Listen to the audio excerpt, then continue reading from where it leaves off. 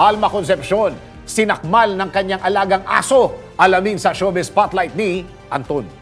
Sinakmal ng kanyang alagang aso si Alma Concepcion habang nilalambing niya ito. Sa kanyang Facebook story, ipinakita ng actress beauty queen ang short video na nasa loob siya ng isang clinic para magpaturok ng anti-rabies vaccine.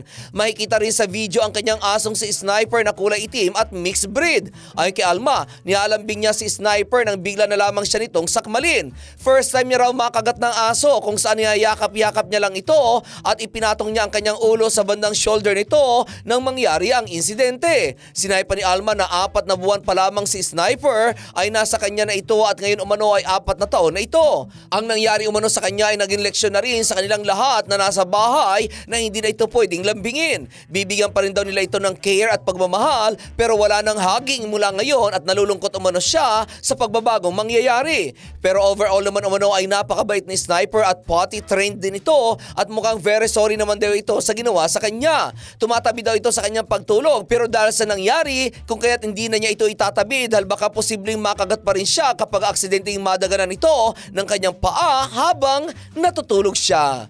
At iyan aking balitang showbiz para sa impilang may todong lakas, DWIZ. Ako si Anton, nagbabalita ng tama, naglilingkod ng tama.